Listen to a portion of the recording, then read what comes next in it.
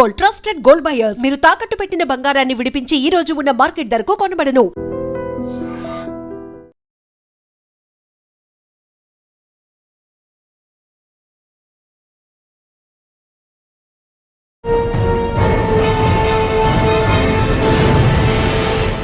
Welcome to crime diaries. ఈ వారం మన guest one of the best women IPS officer. పేరు సరితాబ్ గారు, DCP admin, Vijayawada city.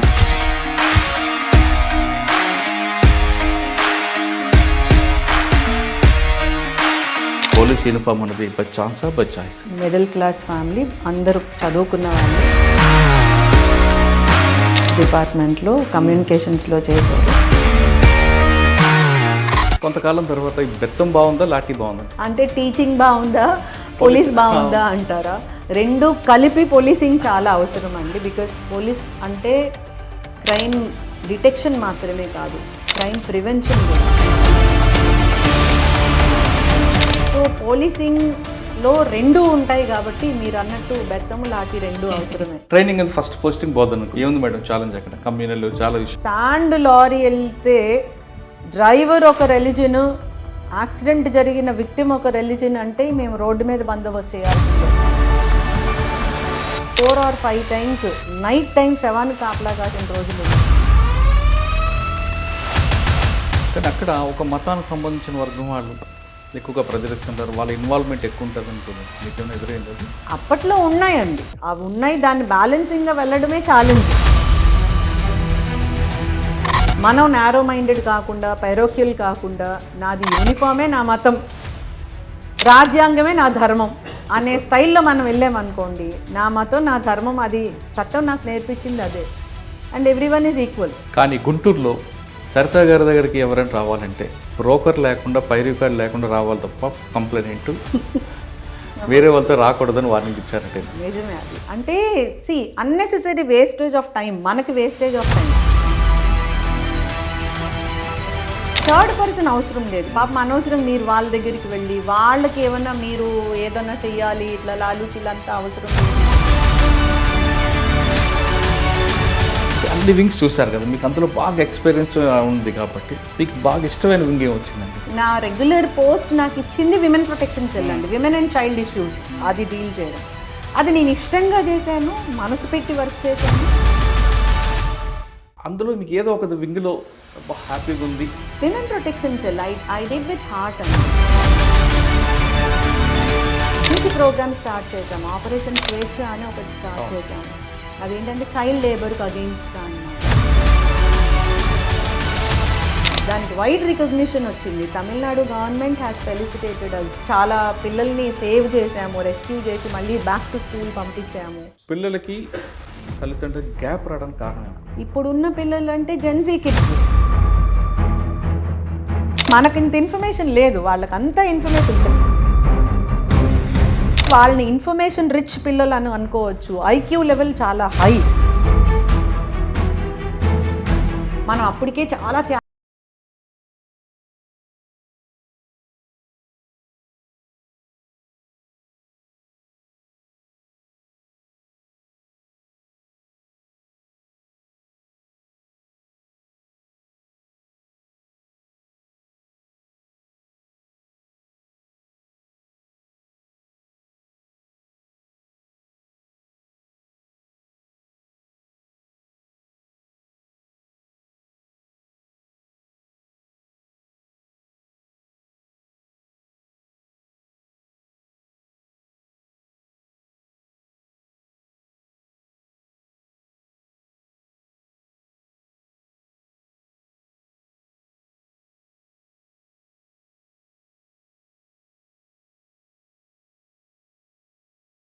Welcome to crime diaries. ఈ వారం మన guest one of the best women IPS officer. పేరు సరితాబ్ గారు, DCP admin, Vijayawada city. Combined ఏపీలో మేడం బోధన నుంచి అతని కెరీర్ స్టార్ట్ అయింది. బోధనతో పాటు చాలా ప్లేస్లో పనిచేశారు. ప్రస్తుతం DCP admin. Madam law and order కాకుండా మంచి మోటివేషన్ స్పీకర్. పిల్లల్ని తల్లిదండ్రులు ఎలా పెంచాలి, ఆడవాళ్ళు బాధ్యతలు కాకుండా ఏం చేయాలి, ముఖ్యంగా సైబర్ క్రైమ్ పట్ల అవగాహన ఎలా ఉండాలి విషయం మీద మేడం స్పీచ్ ఎక్సలెంట్ ఉంటుంది. ఆ స్పీచ్ విన్న తల్లిదండ్రులు ఎవరైనా సరే ఖచ్చితంగా మారాల్సిందే, అంత చక్కగా చెప్తారు. ఒకప్పుడు జనరేషన్కి ఇప్పుడు జనరేషన్కి తేడా ఎందుకుంది, ఇప్పుడు పిల్లలు ఎందుకు క్రైమ్ వైపు వెళ్తున్నారు అనే విషయం కూడా మేడం పూర్తిగా స్టడీ చేశారు. మేడం అడిగి చాలా విషయాలు తెలుసుకుంటాం. మేడం నమస్తే అండి. ముందుగా మీకు ఉమెన్స్ డే శుభాకాంక్షలు. థ్యాంక్స్ అండి, థ్యాంక్ యూ. శుభాకాంక్షలు మీకు కూడా. మాకు కూడా thank you. విమెన్స్ డే శుభాకాంక్షలు కేవలం విమెన్ కాదు, అందరం సెలబ్రేట్ అవును, చేసుకోవాల్సిన రోజు ఎందుకంటే కాబట్టి. అమ్మ దగ్గరుండి చెల్లి అందరూ కూడా ఉమెనే కదండి. ఎస్. రైట్ మేడం, మీ స్పీచ్ అనగానే స్టూడెంట్స్ కానీ పేరెంట్స్ కానీ బాగా అట్రాక్ట్ అవుతారండి. అంటే సొసైటీలో ఎక్కడ ల్యాబ్స్ ఉన్నాయి, పిల్లలకి తల్లిదండ్రులకి గ్యాప్ ఎందుకు వచ్చింది, ఒక అమ్మాయి అబ్బాయి ప్రేమించుకున్న తర్వాత వచ్చిన గ్యాప్ ఎలాగ వస్తుంది, వన్ సైడ్ లవ్ ఎలాగ ఎఫెక్ట్ అవుతాయి, ఇవన్నిటి మీద బాగా స్టడీ చేస్తారు. అంటే మీరు పోలీస్తో పాటు ఏమైనా చైల్డ్ సైకాలజీ అని చేశారేమో అనిపిస్తుంది. ఒక్కసారి ఇప్పుడు మనం తీసుకుంటే ఇప్పుడు ఇటీవల కాలంలో యూత్ అంతా కూడా క్రైమ్కి వస్తున్నారు. ఒకప్పుడు క్రిమినల్ అనగానే ఒక ల్యాండ్ మార్క్ ఉండేది, అనుకునే పుట్టుమచ్చం మేఘం ఉంటుండేది. కానీ ఇప్పుడు అంతా సాఫ్ట్గా మంచి హీరోలాగా ఉన్న వాళ్ళు కూడా క్రైమ్ అవుతున్నారు, క్రిమినల్స్ అవుతున్నారు. అంటే రకరకాల ఇష్యూస్ కనిపిస్తున్నాయి. దీనికి పేరెంట్స్ మిస్టేక్ అనుకోవచ్చా, సొసైటీలో వచ్చిన చేంజెస్ అనుకోవచ్చా, లేదా జనరేషన్ గ్యాప్? పేరెంట్స్ చాలామంది చెప్తారు మా టైంలో అలాగుండేది అని, పిల్లలు మాత్రం దాన్ని నేను నమ్మట్లేదు. దానికి రెమెడీ ఉంది. పేరెంట్స్కి పిల్లలకి గ్యాప్ రావడానికి కారణం ఏంటి? ప్లస్ ఇప్పుడు విజయవాడలో తీసుకుంటే ఎలాంటి క్రైమ్ కనిపిస్తుంటుంది, మీరు చేసిన బోధన దగ్గర నుండి విజయవాడ వరకు మీరు తీసుకున్న ఛాలెంజ్ ఏంటి, ఇవన్నీ చెప్పే ముందు ఒకసారి సరితమ్మ గారి ఫ్యామిలీ, అమ్మ నాన్న, పోలీస్ యూనిఫామ్ అన్నది బై ఛాన్సా బై చాయిస్? సో చాలా అన్ని ప్రశ్నలు ఒకేసారి అది ఎప్పుడు సంధించారు. అంటే చాలా ఎప్పటి నుంచో చేయాల్సిన ఇంటర్వ్యూ లేట్ అయింది కాబట్టి అన్ని ప్రశ్నలు మీరు వేశారు. ఫస్ట్ నా నేపథ్యం అంటే I'm from a very middle class family. అందరూ చదువుకున్న వాళ్ళే. మా నాన్నగారు కానిస్టేబుల్గా జాయిన్ అయ్యి సబ్ ఇన్స్పెక్టర్గా రిటైర్ అయ్యారు పోలీస్ డిపార్ట్మెంట్లో, కమ్యూనికేషన్స్లో చేశారు. మా మదర్ పీజీ చేశారు, టీచర్గా వర్క్ చేసి ప్రైవేట్ జాబ్ చేశారు. నేను చిన్నప్పటి నుంచి 10th స్టాండర్డ్ వరకు అమ్మమ్మ వాళ్ళ ఇంట్లో పెరిగాను. మా మామయ్యలు పిన్నులు అందరూ బాగా చదువుకున్న వాళ్ళు. సో విజయవాడ నేను Vijayawada Atkinson high school student నేను. So 94 10th passed out. So నేను స్కూల్లో చదువుకుంటున్నప్పుడే 5th స్టాండర్డ్ నుంచి నేనే ట్యూషన్స్ చెప్పేదాన్ని. నా చదువుతో పాటు నేను ట్యూషన్స్ చెప్పేదాన్ని. నాకన్నా పెద్ద వయసు వాళ్ళకు కూడా చెప్పేదాన్ని. అంటే మా స్కూల్ మిషనరీ స్కూల్, కొంచెం స్టాండర్డ్ ఆఫ్ ఎడ్యుకేషన్ కరికులం కొంచెం రెగ్యులర్ దాని మీద కొంచెం లిటిల్ బిట్ అబవ్ ఉంటుంది. బోర్డు డిఫరెంట్ బోర్డు కాబట్టి సిలబస్ అంతా ఎన్సీఆర్టీ బుక్స్ అవి ఉంటాయి కాబట్టి. So teaching is my passion. చిన్నపిల్లలకి చెప్పడం, చిన్నపిల్లల్ని అండర్స్టాండ్ చేసుకోవడం, ఆ చిన్నపిల్లలు చెప్పడంతో పాటు వయోజన విద్య కూడా ఉండేది అప్పట్లో. సోడా బండ్లు వాళ్ళు, సైకిల్ అద్దెకి ఇచ్చేవాళ్ళు, ఎలక్ట్రికల్ వర్క్స్ చేసుకునేవాళ్ళు, అలాంటి వాళ్ళు కూడా వచ్చేవాళ్ళు. పిన్నికి స్కూల్ ఉంది, ట్యూటోరియల్ స్కూల్. సో ఆ పిల్లలు కూడా నేను టీచ్ చేయడం అట్లా నాకు అలవాటు అయింది అనమాట. సో ఆ విధంగా తర్వాత నాకు 2 తమ్ముళ్ళు, ఒక తమ్ముడు డాక్టరు, వాళ్ళ మిస్సెస్ కూడా డాక్టరే, మరదలు కూడా. చిన్న తమ్ముడు ఇంజనీరు, మా చిన్న మరదలు కూడా ఇంజనీరే, మా husband advocate. So it is a good educated family నుంచి వచ్చిన నా నేపథ్యం. నెంబర్ 2, మీరేమైనా చైల్డ్ సైకాలజీ తెలుసుకున్నారా అని అడిగారు. నేను ఎంఎస్సి సైకాలజీ చేశాను, మాస్టర్ ఆఫ్ లా చేశాను.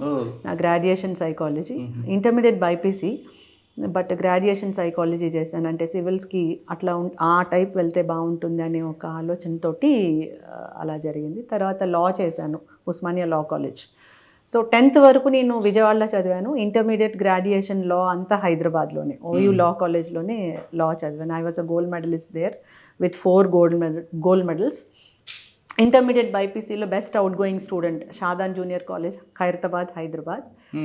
ఆ తర్వాత నేను సివిల్స్ రాశాను, మెయిన్స్ రాశాను. I couldn't get through. గ్రూప్స్లో నాకు ఫస్ట్ అసిస్టెంట్ ఆడిట్ ఆఫీసర్గా వచ్చింది. అప్పుడు డిఎస్పి అసలు నేను ఆప్షన్లో కూడా పెట్టలేదు బికాస్ ఆఫ్ ఫ్యూ రీజన్స్.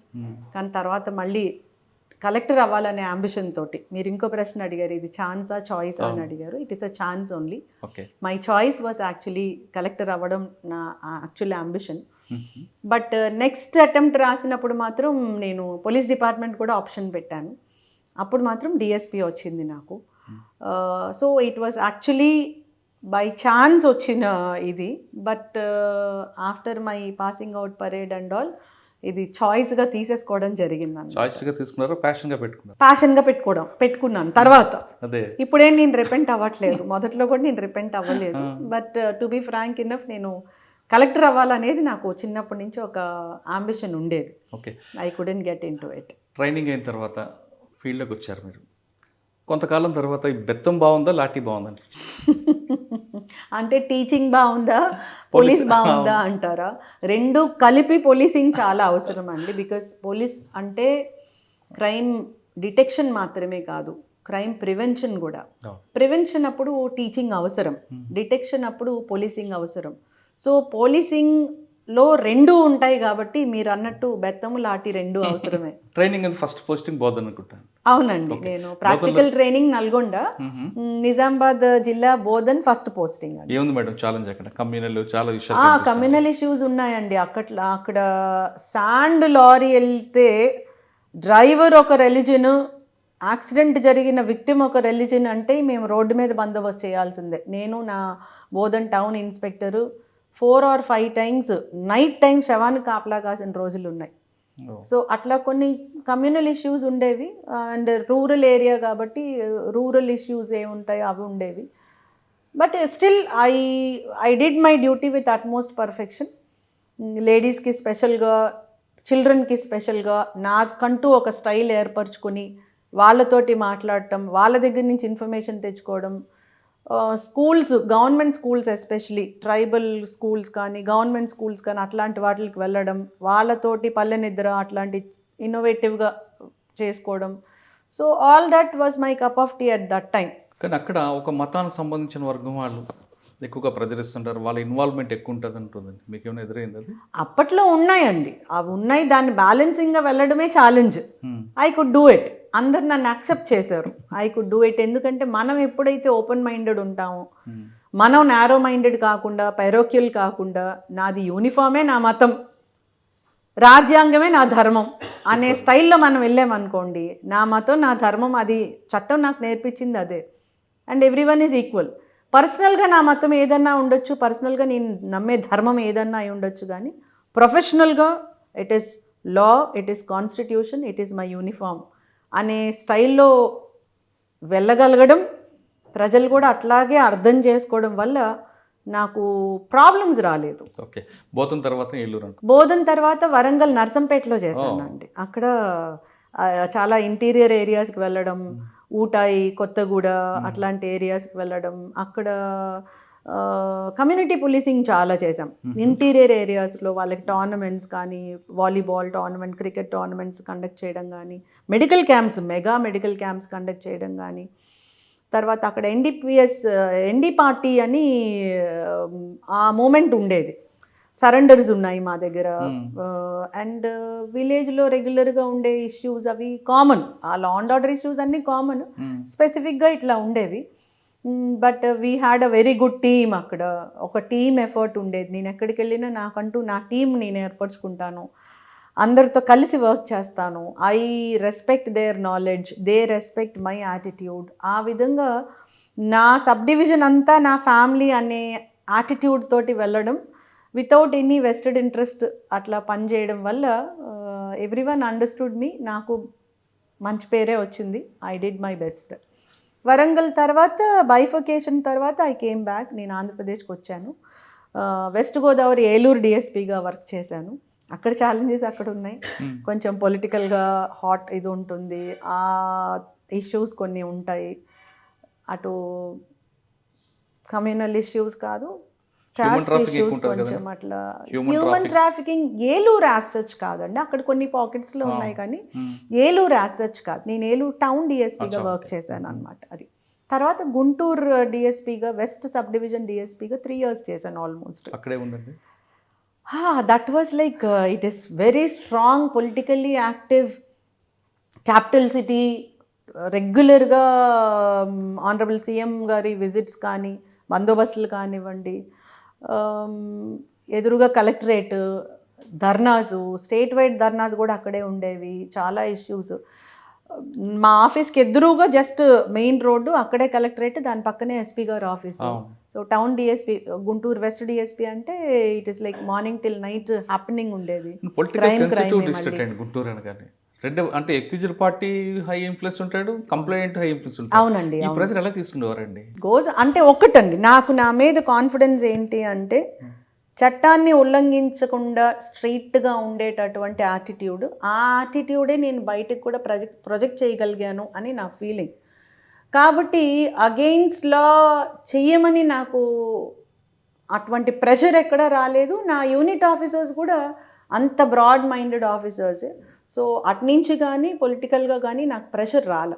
చిన్న చిన్న సందర్భాలు వచ్చినప్పుడు వాళ్ళని కన్విన్స్ చేసుకునే విధానంలో మనకున్నటువంటి లౌక్యం, మనకున్నటువంటి రిలేషన్షిప్స్ చాలా మంచి రోల్ ప్లే చేసినాయి. కానీ గుంటూరులో సరితా గారి దగ్గరికి ఎవరైనా రావాలంటే డిఎస్పీ గారి దగ్గరికి బ్రోకర్ లేకుండా, పై రికార్డ్ లేకుండా రావాలి తప్ప కంప్లైంట్ వేరే వాళ్ళతో రాకూడదని వార్నింగ్ ఇచ్చారట. అవునండి, నిజమే అది. అంటే అన్నెసెసరీ వేస్టేజ్ ఆఫ్ టైం, మనకి వేస్టేజ్ ఆఫ్ టైం, వాళ్ళకి వేస్టేజ్ ఆఫ్ మనీ. ఇది కూడా మిగతా చోట్ల కూడా నేను అట్లానే, మీకేమైనా ప్రాబ్లం ఉంటే మీరు డైరెక్ట్గా రండి, అంతేగాని థర్డ్ పర్సన్ అవసరం లేదు. పాపం అనవసరం మీరు వాళ్ళ దగ్గరికి వెళ్ళి వాళ్ళకి ఏమన్నా మీరు ఏదన్నా చెయ్యాలి ఇట్లా లాలూచీలంతా అవసరం లేదు. దాంట్లో మనీ ఖర్చు అవ్వచ్చు, ఇంకా మీకేమన్నా మీ నుంచి వాళ్ళు ఏమన్నా ఆశించవచ్చు. నేను ఆశించినప్పుడు మీరెందుకు అటు వెళ్ళాలి అని చెప్పడం అయితే చాలా సందర్భాల్లో జరిగినాయి. తర్వాత పీపుల్ మధ్యలో ఎవరిని మధ్యవర్తులు తీసుకోకుండా స్ట్రైట్గా వచ్చేవాళ్ళు. ఇప్పుడు 4 సబ్ డివిజన్లో మీకు బాగా గుర్తుండిపోయిన కేసులే ఉన్నాయి? చాలా ఉన్నాయండి. తెలంగాణలో వర్క్ చేసిన, అంటే అప్పటి కంబైన్డ్ స్టేట్, అక్కడ కొన్ని ఇష్యూస్ చాలా ఇంపార్టెంట్ కేసెస్ ఉన్నాయి. సెక్షువల్ అఫెన్సెస్ అగేన్స్ట్ చిల్డ్రన్ కానివ్వండి, ఫ్యామిలీ మీద జరిగిన అట్రాసిటీ కానివ్వండి, అట్లాంటివి. తర్వాత పొలిటికల్లీ సెన్సిటివ్ ఇష్యూస్ చాలా ఉన్నాయండి. ఒక్కొక్క ఏరియాలో ఒక్కొక్క స్పెసిఫిక్ ఇష్యూస్ ఉన్నాయి. ఆ ఇష్యూస్ని చాలా పెద్దగా జరిగినప్పుడు అది డీల్ చేసే దాంట్లో కొంచెం నేను కూడా మెంటల్గా స్ట్రెయిన్ అయిన సిట్యుయేషన్స్ 2-3 వచ్చినాయి. But still I'm telling, officers understood me. నా మెంటాలిటీ వాళ్ళకి అర్థం కావడం, పబ్లిక్కి నేనేంటో అర్థం కావడం, ఇంక్లూడింగ్ పొలిటీషియన్స్ కూడా, వాళ్ళకు కూడా నేనేంటో అర్థం కావడం, దాంతో నేను స్మూత్గా సేల్ అయ్యి బయటకు వచ్చానని. అంటే మీరు చెప్తున్నట్లుగా బాగా మెంటల్గా స్ట్రెస్ తీసుకున్న ఒక కేసు చెప్పండి. కొన్ని ఉన్నాయండి. అంటే చైల్డ్ మీద ఒక సెక్షువల్ యాక్ట్ జరిగి ఎవరు చేశారు అనే అతని మీద కూడా మాకు ఇన్ఫర్మేషన్ ఉండి, అతను పారిపోయి, అతను ఖచ్చితంగా పట్టుకోవాలి, షూట్ ఎట్ సైట్ ఆర్డర్ ఇవ్వాలి అని చెప్పి ప్రజలందరూ కూడా రోడ్డు మీదకి వచ్చి పెద్ద ధర్నా చేయడం జరిగింది, చాలా పెద్ద ధర్నా. అతనికి సంబంధించిన వాళ్ళ మీద అసాల్ట్ చేసి చంపేయాలి వీళ్ళనన్నా అనే పరిస్థితి తీసుకొని వస్తే, రాత్రికి రాత్రి ఆ లేడీని తప్పించి గవర్నమెంట్ హాస్పిటల్లో జాయిన్ చేసి ఇతను ఎట్లా అన్నా పట్టుకోవాలని చెప్పి మేము పెట్టినటువంటి ప్రెషర్కి ఆ మనిషే తర్వాత సూసైడ్ చేసుకోవడం, ఆ పాప చనిపోయిన పాపకి న్యాయం చేశారు అని చెప్పి పబ్లిక్ కూడా రియలైజ్ అవ్వడం. ఈ నైట్ అంతా, ఆ రోజు మధ్యాహ్నం నుంచి రెండో రోజు మధ్యాహ్నం వరకు మేము పడినటువంటి ప్రెషర్ కానీ, ఆ స్ట్రగుల్ కానీ, it taught me so much. అట్లానే వరంగల్లో కూడా అంతే. అప్పటి నుంచి ఉంది, తర్వాత ఈ మధ్యన 2 కూడా జరిగినట్టున్నాయి కదండి. వరంగల్లో వర్క్ చేసినప్పుడు ఒక దగ్గర పాప మీద 4 బాయ్స్ సెక్షువల్ అఫెన్స్ చేసి, ఆ రోజుల్లో, that is in the year 2013, POCSO act 2012లో వచ్చిందండి. 2013 గురించి చెప్తున్నాను. అప్పుడు బ్లూటూత్ అవన్నీ స్టార్టింగ్ పీరియడ్ అన్నమాట. పాప మీద సెక్షువల్ అఫెన్స్ చేసి ఆ పిల్లలందరూ దాన్ని వీడియో రికార్డ్ చేసి ఒకళ్ళ తర్వాత ఒకళ్ళు దాన్ని అందరికీ సర్క్యులేట్ చేసుకొని, తర్వాత పాప ఫాదర్కే ఆ వీడియో రీచ్ అయ్యి, ఆ తర్వాత కేసు రిజిస్టర్ చేయడం, దాని ఇన్వెస్టిగేషన్లో ఆ పాప నేపథ్యం కానీ, ఆ పిల్లల నేపథ్యం కానీ, ఇవి నాకు లైఫ్కి సరిపడా లెసన్స్ నేర్పించినాయి. ఒక నేరం జరిగితే ఆ నేరం కేవలం ముద్దాయి ఈ నేరం చేశాడు, ఇది తప్పు అనే యాటిట్యూడ్ వరకే చూస్తాము. దాని వెనుకున్నవి కూడా, అంటే ఆ నేరాన్ని జస్టిఫై చేయడానికి కాదు, మిగతా నేరాలు జరగకుండా ఇందులోంచి కొన్ని లెసన్స్ నేర్చుకొని అవి మనం పిల్లలకి, సమాజానికి తెలియజేయాలి. ఈ సర్కమ్స్టాన్సెస్ వల్ల ఇట్లాంటివి జరుగుతాయి, ఈ దాడుల వల్ల నేరం జరిగినటువంటి విక్టిమ్స్కే కాదు బాధ, సమాజం మీద తీవ్రమైన ప్రభావం చూపిస్తుంది ఇన్ కోర్స్ ఆఫ్ టైం, వాటిని ఇప్పుడే చెక్ పెట్టకపోతే అని నాకు వండర్ఫుల్ లెసన్స్ నేర్పించినటువంటివి చాలా. రూట్స్కి వెళ్ళాలి. రూట్స్కి వెళ్తే ఏమవుతుందంటే ఆ కేసు ఇన్వెస్టిగేషన్ పర్ఫెక్ట్గా చేయడమే కాకుండా దాంట్లో కన్విక్షన్ రావడమే కాకుండా చట్టపరంగా నేను జస్టిస్ చేశాను అని నాకు ఒక కాన్ఫిడెన్స్ రావడమే కాకుండా ఇట్లాంటి ఇన్స్టెన్సెస్ రిపీట్ కాకుండా ముందే పబ్లిక్ ఒక టైప్ ఆఫ్ అవేర్నెస్, ఒక సెన్సిటైజేషన్ చేయాలి అనిపించిన సందర్భాలు నాకు చాలా వచ్చినాయి. Because I go in to root cause. నాకు పర్సనల్గా అట్లా అలవాటు అయిపోయింది. ఓకే అండి, 4 సబ్ డివిజన్ల తర్వాత అడిషనల్ ఎస్పీ. అడిషనల్ ఎస్పీ ఎక్కడండి? నేను అడిషనల్ ఎస్పీగా ఎస్పీ విమెన్ ప్రొటెక్షన్ సెల్ అని పోస్ట్ ఇచ్చారండి. సో ఫ్రాంక్లీ నేను అడిషనల్ ఎస్పీ పోస్ట్ చేయలే. అడిషనల్ ఎస్పీ అడ్మిన్ కానీ ఒక యూనిట్లో అడిషనల్ ఎస్పీ కానీ నేను చేయలే. నా పోస్టింగే సిఐడిలో ఎస్పీ విమెన్ ప్రొటెక్షన్ సెల్ అని ఇచ్చారు. So I was called as SP women protection cell only. అది ఒక 6 years వర్క్ చేశాను అనమాట పోలీస్ హెడ్ క్వార్టర్స్లో. సిఐడిలో విమెన్ ప్రొటెక్షన్ సెల్తో పాటు అదనంగా ఎన్ఆర్ఐ సెల్, నార్కోటిక్ సెల్, వీటితో పాటు ట్రాన్స్జెండర్ పర్సన్స్ ప్రొటెక్షన్ సెల్, వాటిని నేను చూశాను. కొన్ని అటాచ్మెంట్స్ కూడా వచ్చినాయి. ఎకనామిక్ అఫెన్సెస్ అటాచ్మెంట్ చేశాను, జనరల్ అఫెన్సెస్ అటాచ్మెంట్ చేశాను, సైబర్ క్రైమ్ అటాచ్మెంట్ చేశాను కొన్నాళ్ళు. There was a period where అన్ని వింగ్స్ నేనే చూసినటువంటి సందర్భాలు కూడా ఉన్నాయి. అలా ఇట్ వాస్ గుడ్ ఎక్స్పోజర్. అన్ని వింగ్స్ చూసారు కదా, మీకు అందులో బాగా ఎక్స్పీరియన్స్ ఉంది కాబట్టి మీకు బాగా ఇష్టమైన వింగ్ ఏం వచ్చిందండి? నేను నా రెగ్యులర్ పోస్ట్ నాకు ఇచ్చింది విమెన్ ప్రొటెక్షన్ సెల్ అండి. విమెన్ అండ్ చైల్డ్ ఇష్యూస్ అది డీల్ చేయడం. అది నేను ఇష్టంగా చేశాను, మనసు పెట్టి వర్క్ చేశాను. ఎక్కడా కూడా డిమోటివేషన్ కానీ లా అండ్ ఆర్డర్లో లేనాను కానీ అలా లేకుండా ఫోకల్ నాన్ ఫోకల్ అని పెట్టలేదు కానీ మీరు మల్టీ డైమెన్షనల్ చూసుకొచ్చారు. అవునండి. అందులో మీకు ఏదో ఒక వింగ్లో హ్యాపీగా ఉంది అంటే మీ వింగ్ అంటే ఫోకల్ నాన్ ఫోకల్ పక్కన women protection sell I did with heart అండి. కొత్త కొత్త ప్రోగ్రామ్స్ చేయడానికి నాకు అవకాశం ఇచ్చారు మా సీనియర్ ఆఫీసర్స్. అప్పుడు సిఐడిలో ఉన్న ఏడీజీస్ కానివ్వండి, యూనిట్లో డీజీ గారు కానివ్వండి, మంచి ప్రోగ్రామ్ స్టార్ట్ చేసాము. ఆపరేషన్ స్వేచ్ఛ అని ఒకటి స్టార్ట్ చేసాము. అదేంటంటే చైల్డ్ లేబర్కి అగెయిన్స్ట్గా అనమాట. అది రాష్ట్ర వ్యాప్తంగా ఎవ్రీ క్వార్టర్కి వన్స్ ఒక 1 week ప్రోగ్రామ్ పెట్టుకొని బాల కార్మికులు ఎక్కడున్నా కూడా వాళ్ళని రెస్క్యూ చేయడమే కాకుండా వాళ్ళని మళ్ళీ బ్యాక్ టు స్కూల్ పంపించాలి. సో అలా చేయడము, అది మళ్ళీ ఫాలో అప్ చేయాలి. వాళ్ళ తల్లిదండ్రులతో కూడా మనం మాట్లాడి ఎందుకు వీళ్ళు ఈ బాల కార్మికుల్లోగా ఎందుకు ఉంటున్నారు, మీ నేపథ్యం ఏంటి, దానికి మనం ఏం చేయగలము, అలా వీ హ్యావ్ డన్. దానికి వైడ్ రికగ్నిషన్ వచ్చింది. తమిళనాడు గవర్నమెంట్ హ్యాస్ ఫెలిసిటేటెడ్ అస్. అట్లనే తెలంగాణ విమెన్ ప్రొటెక్షన్ సెల్ వాళ్ళు కూడా దే హ్యావ్ ఫెలిసిటేటెడ్ అస్.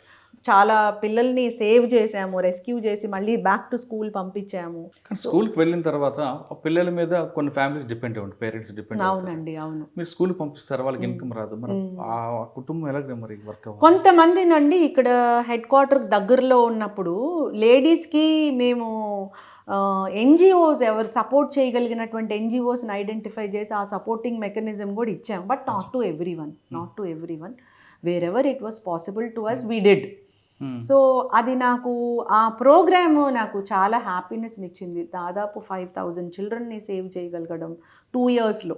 అట్లా అంటే 5,000 మంది బాలకార్మిక మీరు కాపాడారు కదంటే, మీరు రూట్స్కి వెళ్ళడం మీకు అలవాటు కాబట్టి దానికి ఆరిజిన్ ఎందుకు అనిపిస్తుందండి? అంటే సోషల్ ఎకనామిక్ ప్రాబ్లం అనుకోవచ్చా, లేదు కొంతమంది కావాలని పిల్లల్ని బెగ్గింగ్ చేసుకుని పనిచేయడం అనుకుంటా? మ్యాక్సిమం అప్పుడు మేము చూసినవి maximum single parent are orphans ఉన్న పిల్లలే దీనికి ఎకనామికల్గా, సోషల్గా, ఎకనామికల్గా వీకర్ స్ట్రాటా నుంచి ఉన్న వాళ్ళే రిపీటెడ్గా మళ్ళీ చేయడము. బట్ కొంతమంది పిల్లలు ఏంటంటే చదువు అంటే ఇంట్రెస్ట్ లేదు, ఇంక ఏదో ఒకటి చేస్తే మంచిది అనేటటువంటి పిల్లలు కూడా ఉన్నారు. ఎస్పీసీఏడి తర్వాత ఐపీఎస్ కన్ఫర్ అయింది.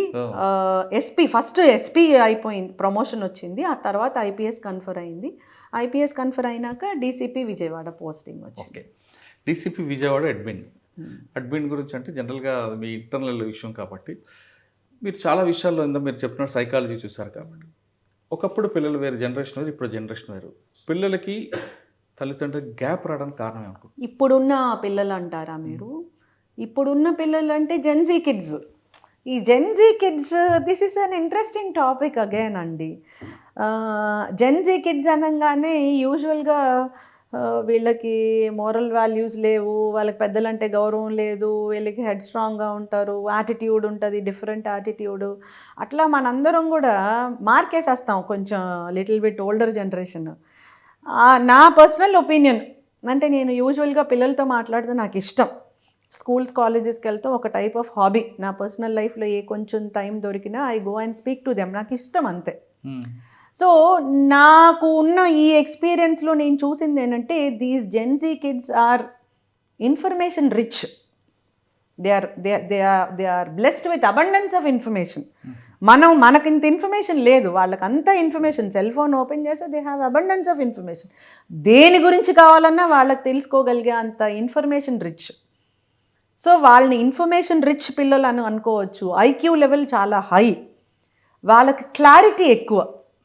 వాళ్ళకి ఏం కావాలి అనేది, ఏం అవసరమో తెలుసా లేదా పక్కన పెడదాం, కానీ వాళ్ళకి ఏం కావాలి ఏం వద్దు అనేది క్లారిటీ ఉంటుంది బాగా. And they are very much authority sceptical అంటారు. అంటే ఏంటంటే మనం కంట్రోల్ చేయాలి అనుకున్నావు, నువ్వు ఇలా చేయొద్దు, ఇలా వెళ్ళొద్దు, ఇలా తినొద్దు, ఇవాళ ఇలానే వేసుకోవాలి, ఇలానే ఉండాలి, ఇట్లానే నడవాలి, ఇట్లానే నవ్వాలి, ఇది చేయకూడదు అని ఒక అథారిటేటివ్గా ఒక కంట్రోల్ చేయాలి అనేటటువంటి యాటిట్యూడ్ ఈ జెన్జీ కిడ్స్కి నచ్చదండి. Because they know what they want but they don't know what they need. అది పక్కన పెట్టండి, ఏం అవసరమో వాళ్ళకి తెలియదు. ఫ్రాంక్లీ స్పీకింగ్ తెలియదు. నేను చూసిన చాలామంది పిల్లల్లో ఏది అవసరమో తెలియదు, కానీ ఏది కావాలో తెలుసు, ఏది వద్దో తెలుసు. అది మనం ఏం చేస్తాము, మనం వచ్చినటువంటి నేపథ్యం, మనం middle class, lower middle class, లేకపోతే అప్పర్ క్లాసే అనుకుందాం.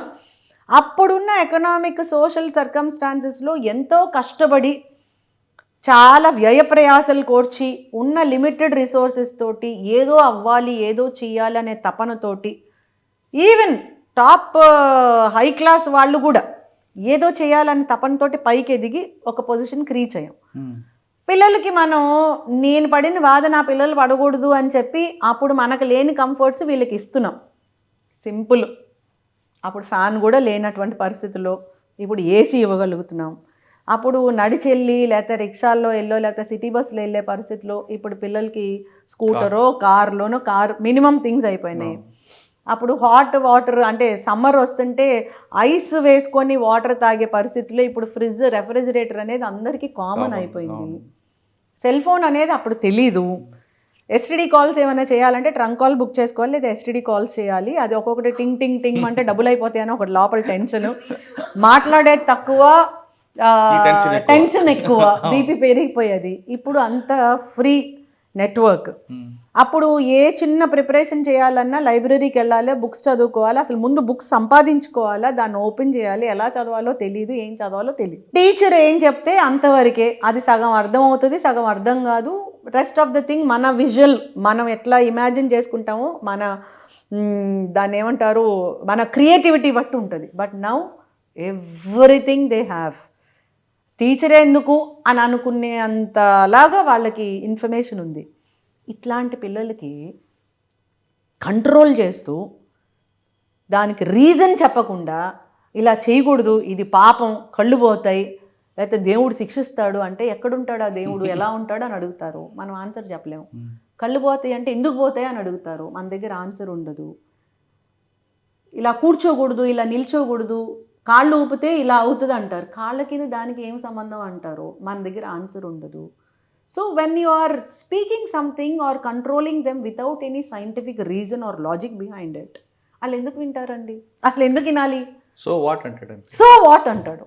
లేదా నేను ఎంతో కష్టపడి వచ్చాను, నువ్వు ఇట్లా ఉండి కూడా నువ్వు మార్కులు తెచ్చుకోలేకపోతున్నావు అంటే అది నీ ప్రాబ్లము, నాకేంటి? నువ్వు కష్టపడి వస్తే నాకేంటి? అంటే ఇప్పుడు నాకు ఇంట్లో ఏసీ ఉంది, నన్ను ఆఫ్ చేసుకొని పడుకోమంటావా? నువ్వు చీకట్లో చదువుకున్నావు అని చెప్పి నన్ను కూడా లైట్ లాపేసి బయట స్ట్రీట్ లైట్లో చదువుకోమంటావా అని అడుగుతారు. అక్కడ గ్యాప్ పెరిగిపోతుంది. మనకు పేషెన్స్, మనకి ఈగో హర్ట్ అవుతుంది. మనం అప్పటికే చాలా త్యాగం చేసేస్తున్నాము, నేను కాబట్టి నా పిల్లల్ని ఇంత బాగా పెంచేస్తున్నాను అనే ఒక ఫాల్స్ నోషన్లో మనం ఉంటాం. మన బాధ్యత అండి, మనం ఏమి త్యాగాలు ఏం చేయట్లేదు, దేశం కోసం ఏం చేయట్లేదు, మన పిల్లల కోసం మనం చేయాల్సిన రెస్పాన్సిబిలిటీ చేస్తున్నాం. కానీ మనం దాన్ని ఏదో గొప్పగా అనుకుంటాం. అక్కడ మనకి వాళ్ళకి గ్యాప్ వచ్చేస్తుంది. ఈ గ్యాప్ ఎక్కడికి వెళ్తుంది అంటే నువ్వెంత నేనెంత అనే వరకు వచ్చేస్తుంది. So I feel this is the reason why there is lot of gap between grandchildren, parents, children, grandparents, parents and children. ఆ గ్రాండ్ చిల్డ్రన్కి గ్రాండ్ పేరెంట్స్కి మధ్య ఆ బాండింగ్ వీళ్ళకు కూడా సీరియళ్ళు ఎంటర్టైన్మెంట్ వాళ్ళ ఓన్ థింగ్స్ పెద్దవాళ్ళకు కూడా అలవాటు అయిపోయింది. గ్యాప్ ఎట్లా, ఆ గ్యాప్ని ఎట్లా ఫిల్ చేయాలి? ఆ ఫిల్ చేయడానికి మనకి వాళ్ళని ఐక్యూ లెవెల్ రీచ్ అయ్యే అంత కెపాసిటీ మనకు లేదు. మనల్ని మనం అప్డేట్ చేసుకోవట్లా. నెంబర్ 1, వాడి సెల్ ఫోన్ ఆపరేట్ చేసినంత ఈజీగా మనం చేయలేం. Because we are not updating our self. వాళ్ళకి చెప్పగలిగే అంత లాజిక్ మనకు తెలియదు. We are not updating our self. అంత పేషెన్స్ మనకు లేదు. ఎందుకు? మనకి మన ఓన్ థింగ్సే చాలా బిజీ పెట్టేసుకుంటాం. దీనివల్ల ఇంకా గ్యాప్ పెరిగిపోతుంది. So problem is not with the Gen Z kids అండి. Problem is because of this gap. అలా నేను పెద్దవాళ్ళని తప్పని నేను అనట్లేదు. నేను పెద్దదాన్ని, నాకు చిన్నపిల్లలు ఉన్నారు. ఆ గ్యాప్ని ఫిల్ చేయడానికి మనం కొంచెం అప్డేట్ చేయాలి. మనం కొంచెం ఓపికగా మెలగాలి. మనం కొంచెం తీరిక చేసుకోవాలి. మనం కొంచెం ఆ బ్రాడ్ మైండెడ్నెస్ తీసుకొని వాళ్ళని అర్థం చేసుకొని వాళ్ళతోటి ఫ్రెండ్లీగా ఉంటూనే, ఫ్రీడమ్ ఇస్తూనే, టోటల్గా వదిలేయకుండా బ్యాలెన్స్ చేసుకుంటూ వెళ్ళాలి. కానీ అంత టైం లేదు కదండి. అంత టైం లేదు, అక్కడే ప్రాబ్లం. టైం లేదు. నాకున్న ఆఫీస్ వర్క్, నాకు టెన్షన్ ఉంటుంది. పిల్లలు ఒకప్పుడు ఏడిస్తే మనకి ఇలాంటి వాళ్ళు మన జనరేషన్లో తినిపించేవారు, చందమామలు చెప్పేవారు. ఇప్పుడు సెల్ ఫోన్ ఇస్తున్నారు. సెల్ ఫోన్ ఇచ్చేస్తే ఏం పెడుతున్నారో తెలియదు, దాని టేస్ట్ ఏంటో తెలియదు, ఎంత తింటున్నారో తెలియదు. దానివల్ల ఒబేసిటీ వస్తుంది, దానివల్ల ప్రాబ్లమ్స్ కూడా వస్తుంది. మనకేంటంటే తొందరగా అయిపోవాలి. ఇక్కడే గ్యాప్ ఉంది అంటున్నాను. So we need to understand ఇప్పుడున్న సిట్యువేషన్, ఇప్పుడున్నటువంటి సర్కమ్స్టాన్సెస్లో పిల్లల నేచర్ ఇది, దానికి పరిష్కారం ఇది అని మనం తెలుసుకొని దానికి తగ్గట్టు ఓపిక చేసుకుంటేనే ఆ బాండింగ్ కరెక్ట్గా వెళ్తుంది. లేకపోతే ఈ గ్యాప్ ఇంకా పెరిగిపోయే ప్రమాదం ఉంది.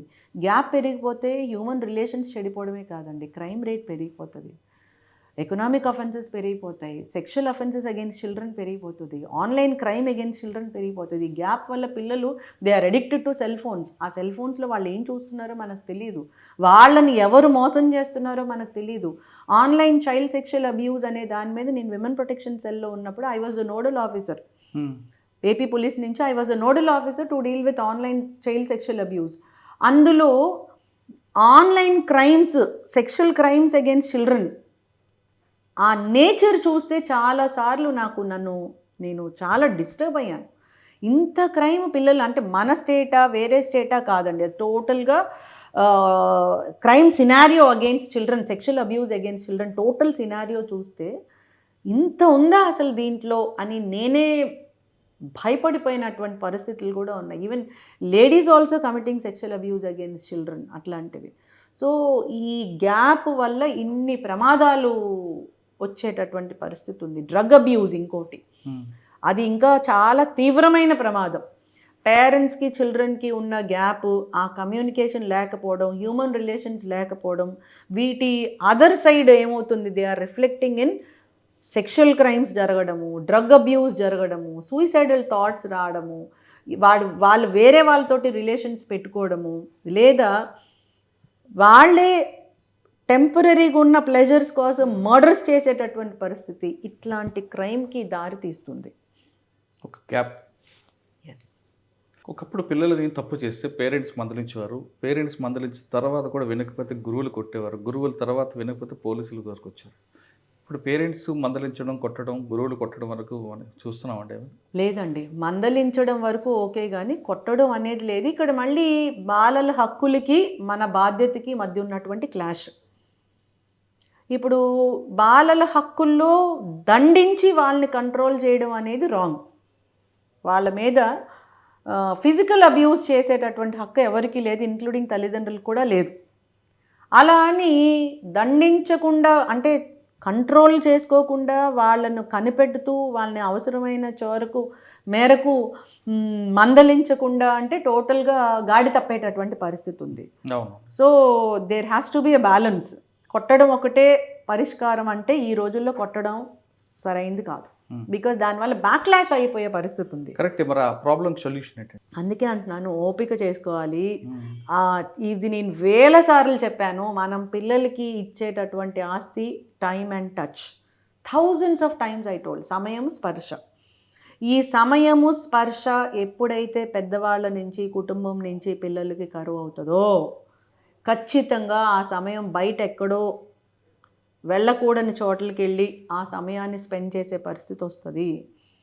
ఆ స్పర్శ ఎప్పుడైతే కోల్పోతారో, నేను ఓన్లీ తల్లిదండ్రులు అంటలేదు, టోటల్ ఫ్యామిలీ ఆ స్పర్శని బయట నుంచి వెతుక్కునేటటువంటి ప్రమాదం ఉంది. So we have to give that time and touch to our children.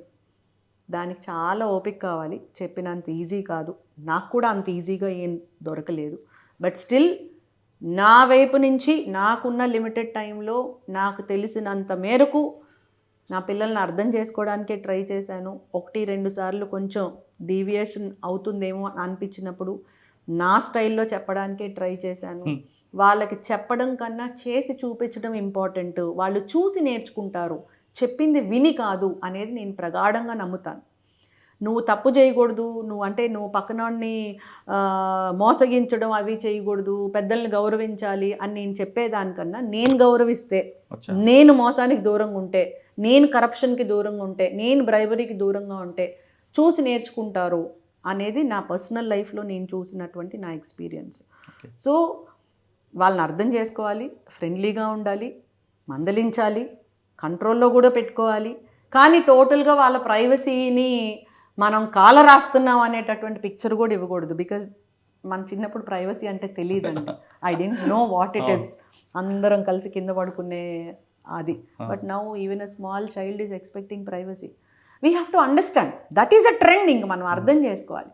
ఆ ప్రైవసీని గౌరవిస్తూనే ఫ్రెండ్షిప్ మెయింటైన్ చేసుకుంటూ, అర్థం చేసుకుంటూ, ఫ్రెండ్లీగా ఉంటూ చేయాలి. ఇది అంత ఈజీ కాదు. ఆ జాయింట్ ఫ్యామిలీ లేదు, ఇప్పుడు న్యూక్లియర్ ఫ్యామిలీ అయిపోయింది. తల్లిదండ్రులు ఇద్దరూ వర్క్ చేయాలి. ఇంటికి వచ్చినా కూడా వర్క్ ప్రెషర్ తల్లిదండ్రులు ఇద్దరికీ ఉంటాయి. సో పిల్లలకి అంత టైం మనం ఇవ్వకపోవడం వల్ల వాళ్ళని ఏదో ఒక విధంగా దాన్ని కాంపెన్సేట్ చేయడానికి లగ్జూరియస్ థింగ్స్ పిల్లలకి ఇచ్చేస్తాం, మనమే అలవాటు చేస్తాం. I know many parents telling that మా వాడికి నేను బర్త్డే అంటే అసలు 50,000 ఇచ్చాను. వాడు ఏ క్లాస్ అండి? 6th క్లాస్ 7th క్లాస్ పిల్లలకి. అంటే దాన్ని తప్పనాలా, రైట్ అనాలా, మూర్ఖత్వం అనాలా, వీ డోంట్ నో. చాలా చాలా గొప్పగా చెప్తారు. నేను అసలు మా అమ్మాయికి నేను టోటల్ ఫ్రీడమ్ ఇచ్చేస్తానండి. తను పబ్కి వెళ్తుంది, తనకి చాలామంది ఫ్రెండ్స్ ఉన్నారు, ఎప్పుడో వస్తుంది, నేను ఎప్పుడూ అడగను ఎక్కడికి వెళ్ళేవు అంటారు. అది రైటా రాంగా అంటే దాంట్లో పాజిటివ్ ఉంది, నెగిటివ్ ఉంది. Too much of anything is dangerous. Too much of freedom is dangerous. Too much of restriction is dangerous. Too much of control is dangerous. Too much of friendliness also might be dangerous. ఏదన్నా అతి సర్వత్ర వర్జయత్ అండి. బ్యాలెన్స్గా వెళ్ళాలి. అన్నిటికన్నా ముందు ఇప్పుడున్నటువంటి ట్రెండ్ని అర్థం చేసుకోవాలి. మనం పెద్దవాళ్ళు ఇప్పుడున్న ట్రెండ్ని అర్థం చేసుకోవాలి. నేను అప్పుడెప్పుడో చిన్న న్యూస్ పేపర్లు చూసే అన్నీ తెలుసుకున్నాను, నువ్వు కూడా న్యూస్ పేపర్లు చూసే చదవాలి, సెల్ ఫోన్ పక్కన పెట్టాలంటే అది అవ్వదండి. టెక్నాలజికల్గా అడ్వాన్స్ అవుతూనే వాళ్ళని కంట్రోల్ చేసుకోవడానికి మనకు ఫస్ట్ టెక్నికల్గా అంత నాలెడ్జ్ ఉండాలి. మనకి ఆ నాలెడ్జ్ మనం అప్డేట్ అవ్వాలి. అంటే క్రైమ్ అనగానే గతంలో మెన్ వరకే ఉంటుంది, ఇప్పుడు ఉమెన్ కూడా క్రైమ్ రకరకాలు చూస్తున్నాం. అవునండి. దాని కారణం ఏమనుకోవచ్చండి? అంటే మనం ఊహించలేని రకాల కనిపిస్తుంది. అవునవును. రీసెంట్గా నేను న్యూస్ చూసినప్పుడు చిన్న బిడ్డ 2 months బాబు బాగా ఏడుస్తున్నాడు, విసిగిస్తున్నాడు అని చెప్పి ఆ బాబుని నోట్లో క్లాత్ గ్యాగ్ చేసి కాలు కట్టేసి పొయ్యిలో పడేసింది న్యూస్లో చూశానండి, మన తెలుగు రాష్ట్రాల్లోనే. Just day before yesterday I have seen on news. హైదరాబాద్లో కూడా ఆమె ఇల్లు అని చెప్పి 2 పిల్లల్ని తీసుకెళ్లి ట్రైల్. అవునండి. అవును. ఇవి అంటే మనం ఇట్లాంటి సెక్సువల్ రిలేషన్ లో కూడా మర్డర్ చేయడం, భర్తను కూడా చంపేస్తున్నారు. అంటే దీన్ని జనరలైజ్ మనం చేయకూడదు. 2-3 ఇన్స్టెన్సెస్ తీసుకొని సమాజం అంతా చెడిపోయిందని కూడా అనకూడదు. Multiple reasons. జనరేషన్ చేంజ్ అయిపోయింది. అంటే మనం ఇంతకుముందు చెప్పిన పాప భీతి కానీ, ఆ విలువలు కానీ, అమ్మో ఇది అయితే తప్పు కదా, ఈ తప్పుకి ఏదో శిక్ష పడుతుంది కదా, దీన్ని నన్ను ఏదో నెగిటివ్గా చూస్తారు కదా, అట్లాంటివి ఏం లేవు ఇప్పుడు. అంతా ఎవ్రీథింగ్ బికేమ్ ఓపెన్. ప్రతిదీ ప్లెజర్ ప్రిన్సిపల్ అయిపోయింది. హ్యాపీనెస్కి ప్లెజర్కి తేడా తెలీదు. ఆనందం వేరు, క్షణికానందం వేరు. క్షణికానందం ఎప్పుడు ప్రమాదానికే దారితీస్తుంది. ఆ టైంలో కిక్ ఉంటుంది, తర్వాత ఉంటుంది యాక్చువల్ ప్రాబ్లమ్. సో ఆ తారతమ్యం తెలుసుకోలేక so many mistakes, so many things. నిన్న కృష్ణా నదిలో ఒక అమ్మాయి దూకేసింది, అంటే చనిపోయింది కూడా. తనకి రీజన్ ఏంటంటే షీ డిస్కార్డెడ్ హర్ హస్బెండ్, తర్వాత ఎవరో తనకన్నా యంగర్ ఏజ్లో ఉన్న వాళ్ళతోటి రిలేషన్స్ మెయింటైన్ చేసుకోవడం, దాంట్లో ఇంకా నెగటివ్ టైప్ ఆఫ్ లైఫ్ స్టైల్కి అలవాటు పడడం, టోటల్గా డ్రింక్ చేయడం, ఆ తర్వాత ఏం జరిగిందో ఆమెకే తెలియని మత్తులో నీళ్ళల్లో పడిపోవడం, ఇలాంటి నేపథ్యం. So there is change in circumstances, lot of information, lot of money, lot of pleasure principle, క్షణికానందాలు, వాల్యూస్ ఏం లేవు, పాపభీత అనేది కూడా లేదు, ఎవరి లైఫ్ వాడిది, ప్రైవసీ పేరుతోటి ఎవరు ఏం ఆలోచిస్తున్నారో తెలీదు, వాళ్ళ మైండ్లో ఏం మెదులుతుందో కూడా తెలీదు. So we have to give again importance to some sort of human relations అండి. మనిషికి మనిషి అవసరం అనేటటువంటి హ్యూమన్ రిలేషన్స్ కూడా కావాలి. బట్ ఫైనల్గా చెప్పండి, నెక్స్ట్ జనరేషన్ గుడ్ సిటిజన్గా అవ్వాలంటే ఏం చేయాలి? పేరెంట్స్ ఏం చేయాలి? సొసైటీ ఏం చేయాలి? పేరెంట్స్ ముందు పిల్లలు ఎలా గుడ్ సిటిజన్ అవ్వాలని మనం అనుకుంటున్నామో మనం అలా ఉండడానికి 100% ట్రై చేయాలి. Good parents. Yes, children will see and learn. పిల్లలు నువ్వు ఇట్లా ఉండాలి అంటే ముందు నేను అట్లా అవ్వాలి. అలా అని నేనేదో చాలా తక్కువ మార్కులతోటి చాలా కష్టపడి ఏదో పైకి వస్తే అయితే ఇప్పుడు నేను నా పిల్లలకి బాగా మంచిగా చదువుకొని మంచి మార్కులు తెచ్చుకోవటానికి చెప్పడానికి అర్హత లేదా అంటే నో, అలా అని కాదు నేను అనేది. వాల్యూ సిస్టంలో, ఆ వాల్యూ సిస్టంలో, ఆ కాండక్ట్ క్యారెక్టర్లో we have to stand as an example to the children, number 1. అలా కాని పక్షంలో కూడా పిల్లలకి అర్థం చేయించాలి ఏ నేపథ్యం నుంచి మనం వచ్చామో, మన రూట్స్ ఏంటి అని. హిస్టరీ అర్థం చేయించాలి పిల్లలకి. నా ఫ్యామిలీ హిస్టరీ, నా రాష్ట్రం యొక్క హిస్టరీ, నా దేశం యొక్క హిస్టరీ, అది అర్థం చేయించాలి. నీ గ్రాస్ రూట్స్, నీ మూలాలు ఏంటి అని అర్థం చేయించాలి. దానికి అంత టైం కావాలి మనకి, వాళ్ళతో అంత టైం స్పెండ్ చేయాలి. ఫ్రెండ్లీగా మెలుగుతూనే వాళ్ళని అబ్జర్వ్ చేస్తూనే చేసుకోవాలి. టీచర్స్ తోటి మనకు ఆ మంచి రిలేషన్షిప్స్ ఉండాలి.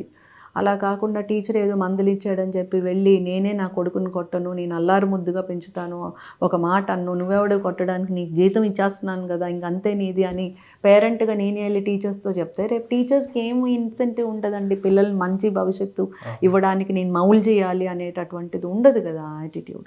Plus social media is showing so much to the children, lot of exposure. ఆ ఎక్స్పోజర్లో టోటల్గా సోషల్ మీడియాకి పిల్లల్ని దూరంగా పెట్టగలిగే పరిస్థితి లేదు.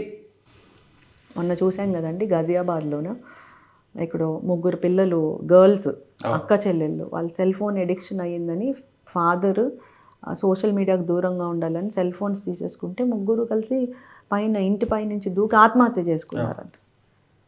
అది అందరి పిల్లలు అలా ఉన్నారని జనరలైజ్ చేయకూడదు, కానీ పిల్లల్లో అట్లాంటి యాటిట్యూడ్ వస్తుంది అని తెలుసుకోవాలి. సో వాళ్ళని మంచి పౌరులుగా ఎదగాలి అంటే ఇప్పుడున్న న్యూక్లియర్ ఫ్యామిలీ, ఇప్పుడున్నటువంటి ఇన్ఫర్మేషన్ రిచ్ సొసైటీలో మనకంత ఓపిక, మనకంత తీరిక ఉండాలి. ఎడ్యుకేషన్ సిస్టంలో చేంజ్ రావాలి, సోషల్ మీడియాలో చేంజ్ రావాలి, ఎంటర్టైన్మెంట్ వరల్డ్లో చేంజ్ రావాలి, కల్చర్లో చాలా changes. For example drug culture, lot of enforcement జరుగుతుంది, లాట్ ఆఫ్ అవేర్నెస్ మనం ఇస్తున్నాం, ఎందుకు తీసుకోకూడదు అని. సెక్షువల్ అఫెన్సెస్, పిల్లలకి నో చెప్పగలిగేటటువంటి ధైర్యం ఇవ్వడము, ఏమైనా జరిగితే తల్లిదండ్రులకి ఫ్రీగా చెప్పుకోగలిగే అంత రిలేషన్షిప్ మెయింటైన్ చేయడము, ఎమర్జెన్సీగా ఏమేమి ఉన్నాయి, గవర్నమెంట్ ఏజెన్సీస్ ఏమున్నాయని పిల్లలకి చిన్నప్పటి నుంచి అండర్స్టాండ్ చేయించడము. సో ఇది ఒక సామాజిక బాధ్యత, ఇది అందరి బాధ్యత, కేవలం తల్లిదండ్రుల బాధ్యతో లేకపోతే టీచర్స్ బాధ్యతో కాదు, ఇది అందరి బాధ్యత అని. పాలసీ మేకింగ్ అంత స్ట్రాంగ్గా ఉండాలి, గవర్నమెంట్ ఎజెండాకి తీసుకెళ్ళిపోవాలి. ఈ జనరేషను చాలా డిఫరెంట్ పాస్ట్ జనరేషన్ కన్నా. ఈ జనరేషన్కి ఇప్పుడు నువ్వు ఇచ్చేదే నెక్స్ట్ జనరేషన్కి దేశం తీసుకోగలుగుతుంది. You have to give something to gain something tomorrow అనే అంత పాలసీ మేకింగ్ జరగాలి. ఇప్పుడు చాలా రిస్ట్రిక్షన్స్ పెడుతున్నారు కదండి కొన్ని సోషల్ మీడియా, దాంట్లో గవర్నమెంట్ పాలసీయే తీసుకొని వస్తుంది. ఇట్లాంటి లాస్, ఇట్లాంటి పాలసీస్, ఇట్లాంటి ప్రోగ్రామ్స్ చాలా చేయాల్సిన అవసరం ఉంది. Because generation demands it, rather than వాళ్ళని బ్లేమ్ చేసేదానికన్నా మనల్ని జస్టిఫై చేసుకొని పిల్లల్ని బ్లేమ్ చేసి జనరేషన్ చాలా చెడిపోయింది, పాడైపోయింది, గ్యాప్ వచ్చేసింది అనే కాకుండా, గ్యాప్ వచ్చింది ఎస్, దానికి ఏం చేయాలి అని పాలసీలోనే చేంజెస్ రావాలి, మన ఆలోచనలోనే చేంజెస్ రావాలి, సిస్టమాటిక్గా చేంజెస్ చాలా, ఇన్స్టిట్యూషనలైజ్ చేంజెస్ చాలా రావాలి. మీరు చాలా క్రైమ్ రేట్ చూశారు, ప్రతి కేస్ స్టడీ చూస్తున్నారు, రూట్స్కి వెళ్తుంటారు. ఇటీవల కాలంలో సింగిల్ పేరెంట్స్ ఉన్న పిల్లలు కొంతమంది క్రైమ్ వైపు వెళ్తుంటారు, అందరూ కాదు కొంతమంది అనేది ఒక వార్త ఉంది, వాస్తుంటారు. చాలా చోట్ల అలా జరిగిందండి. కొన్ని మేము చూసినటువంటి క్రైమ్లో ఎస్పెషలీ చిల్డ్రన్, చట్టంతో విభేదించిన పిల్లలు అని మనం అనాలి, బాల నేరస్తులు అంటాం కానీ అలా అనకూడదు. Child in conflict with law, అందులో చాలామంది పిల్లలు maximum 60 to 70% or more than that also orphans, semi orphan చిల్డ్రన్నే. బికాస్ తల్లి ఒక్కతే పాపం తను కష్టపడటం మీదే కాన్సన్ట్రేషన్, పిల్లడి కడుపు నింపడం లేక చదువు చెప్పించడం వరకే కాన్సన్ట్రేట్ చేయగలదు, కానీ అంతకన్నా ఎక్కువ వాళ్ళ నుంచి మనం ఎక్స్పెక్ట్ చేయలేము. సో ఇలాంటి సందర్భాలు మీరు చెప్పిన క్వశ్చన్ అయితే కరెక్టేనండి. చైల్డ్ ఇన్ కాన్ఫ్లిక్ట్ విత్ లా చూసినప్పుడు చాలా వరకు సింగిల్ పేరెంట్ ఉన్న సిట్యుయేషన్ ఆ సందర్భంలోనే ఉన్నారు. మరి దానికి రెమెడీ ఉందంటారా? దానికి రెమెడీ అంటే the government has to take up that, ఆ support mechanism. It is a policy making. కానీ దానికన్నా మనలోనే భర్తతో విభేదాలు కానీ భార్యతో విభేదాలు వచ్చినప్పుడు, ఇంట్లో పిల్లలు ఉన్నప్పుడు మనం సర్దుకొని పోతే బెటర్ కదండి. సర్దుకొని పోవడం అంటే మళ్ళీ హక్కులు బాధ్యతలు మధ్య ఉన్నటువంటి క్లాష్. ఎస్, 100% కరెక్ట్ అండి. అది హక్కులకి బాధ్యతలకి మధ్య ఉన్నటువంటి క్లాష్. హక్కు అనగానే నీ ఇష్టం వచ్చింది చేయడం కాదు, నీ హక్కు వేరే వాళ్ళ బాధ్యత, వాళ్ళ హక్కు నీ బాధ్యత. It is a mutual give and take. అది తెలిస్తే బాగుంటుంది. ఇప్పుడు భార్యాభర్తలు ఉన్నారు, నా హక్కు అని ఇద్దరు హక్కుల కోసం ఫైట్ చేయకుండా నీ హక్కు నా బాధ్యత, నా హక్కు నీ బాధ్యత, అంత బ్రాడ్ మైండింగ్ ఉంటే అసలు ఇంకా బ్రహ్మాండంగా ఉంటుంది. మీ పిల్లలు చక్కగా ఉండాలి, గుడ్ సిటిజన్ అనిపించుకోవాలంటే మీరు రెండే చేయాలంటున్నారు సరిత గారు. ఒకటి టైం, 2 టచ్. పిల్లలకి ఎక్కువ టైం ఇవ్వండి, వాళ్ళతో మాట్లాడండి, కూర్చోండి, వాళ్ళతో స్పర్శ ఇవ్వండి, ఖచ్చితంగా మీ పిల్లల్లో మార్పు వస్తుంది. ఒక భావితరాల్లో మంచి పిల్లలు రావాలంటే కేవలం తల్లిదండ్రులు కాదు, సొసైటీలో కూడా మార్పు రావాలి. ఇది మన సొసైటీ అన్నది చూపిస్తే ఖచ్చితంగా next generation the best generation అవుతారంటూ సరిత గారు చెప్తున్నారు. ఇది వారం సరిత మేడంతో ఎక్స్క్లూజివ్ ఇంటర్వ్యూ. వచ్చే వారం మరో గెస్ట్తో మళ్ళీ కలుద్దాం. అంతగా నమస్తే. Thank you madam. Thank you sir. iDreams, this police diaries is something very, very valuable towards that. I must really appreciate Murali, your insights. iDreams founder and CEO Chinna Vasudev Reddy గారితోని Muralidhar crime stories చాలా famous అయిపోయినాయి.